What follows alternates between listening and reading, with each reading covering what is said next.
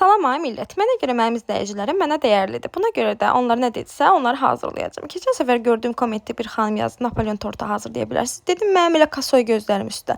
Başladı Napolyon tortu hazırlamağa. Burada yumurtalı qarışımı düzəltmişik. Hazırladığımız xəmir fason şeydə gör qazdım. Yumurtalı qarışımı orada bastırdım. Əlimizlə belə yoğururuq, amma eləyirik ki, tam belə yoğurulmasın. Yəni içindəki yağ əriməsin. Bunu göndəririk soyuducuda bir gün qalsın. Belə qalanda həm çox qəşəng olur, həm də çıtır-çıtır olur. Sizə nə məsləhət görürəmsə, ona uyğun əməl eləyin. Bu bir xahişdir. Çünki istəyirəm ki, hamınız evdə xoşbəxt, şən, firavan yaşayasınız. Evdə ki, yemək qəşəng bişdisə, dadda alındısa, o evdə həmişə huzur olur. Hamınıza məsləhət görürəm ki, mənim səhifəmi izləyəsiniz. Burada kremi qarışdıranda gördüyünüz kimi vəhşi kimi qarışdırıram. Oradan anam mətr qalır ki, ay bala biraz xanımsan, incə qarışdır.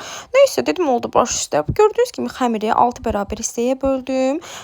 Çünki 6 hissədən eləyəcəm. Verdiyim hoqqanda səbəbini sizə açıqlayım. Üstünə bu formada is saldığı, çünki bişəndən sonra kənarlarını xırt-xırt eləyəcəm, üstünə bəzək eləyəcəm. Gördüyünüz kimi biz kreativ bir insanlarıq və bunları nətərə düşünürük? Çünki biz kraliyyət ailəsindənik və dədə-babalarımız tort ustaları olubdu. Ona görə də hamımız qəşəng tort bişirməyə bacarırıq. Yəni düşünün ki, ilk olaraq mənim dədə-babalarım Bonaparte Napolyona bu tortu hazırlayıb göndəriblər və Napolyon deyib ki, xahiş edirəm mənim adımı qoyun. Kənarlarını xırt-xırt olan hissələrini böldüm, ayırdım, qoydum qırağa ki, başlayım o tortu bişirməyə. Nəysə, gördüyünüz kimi formaya elədim. Baxın, çox səliqəli. Bir dənə korjik, bir dənə krem. Bir dənə korjik, bir dənə krem.